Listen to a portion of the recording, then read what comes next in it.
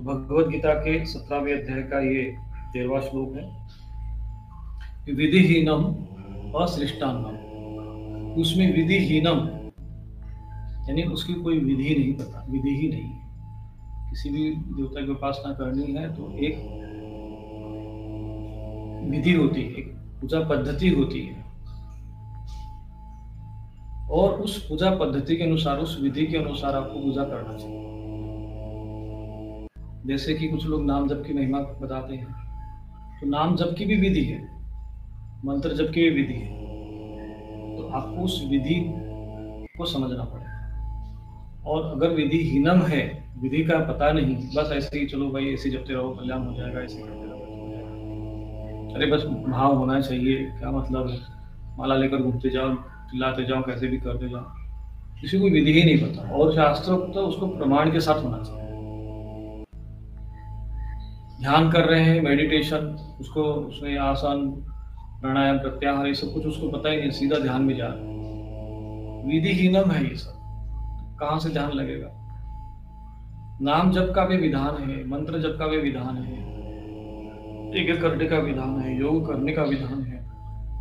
नहीं देखा देखी साधे योग, चीजें का या भाड़े रोग, देखा देखी में तुम एक दूसरे के अपनी टांग खींचने लगोगे। तुम्हें पता होना चाहिए कि तुम्हारा शरीर किस प्रकृति का है, तुम्हारे प्राण कैसे हैं, तुम्हारे शरीर की प्रकृति कौन सी है, वात की कफ की प्रकृति है, शरीर स्थूल है कि कृश है कि मध्यम प्रकृति का है, किस ऋतु में आप कौन सा कर रहे हो।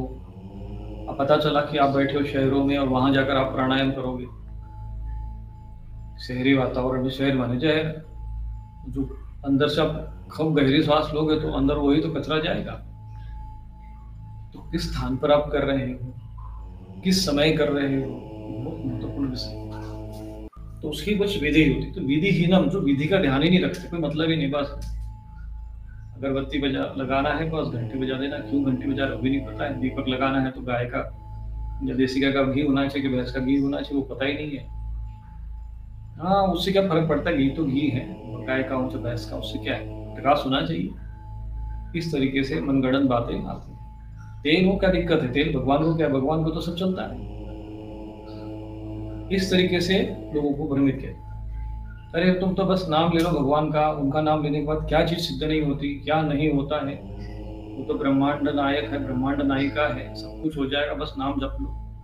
विधान कुछ नहीं बताएंगे, हाँ तुम ये नाम जपा करो, सब विधान होगा, न्यास होगा, विनियोग होगा, नहीं वो सब कुछ नहीं। तो ये विधिहीनम जो होते हैं ये तामसी जन्म, अश्रेष्ठान्नम।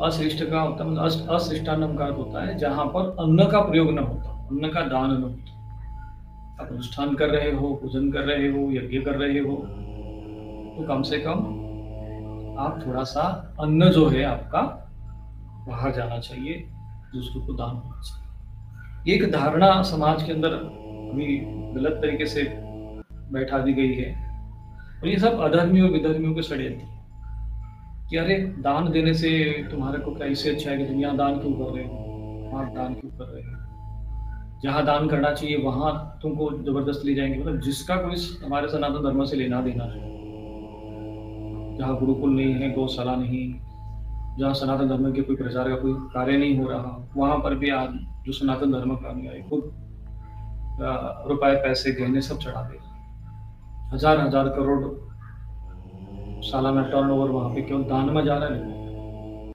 इसलिए कि वहां से आशीर्वाद मिलेंगे, हमारी मनोकामना पूरी। मनोकामना के चक्कर में जो है कई चीजें हो गई। तो वहां पर ये देखना चाहिए कि दान होना चाहिए।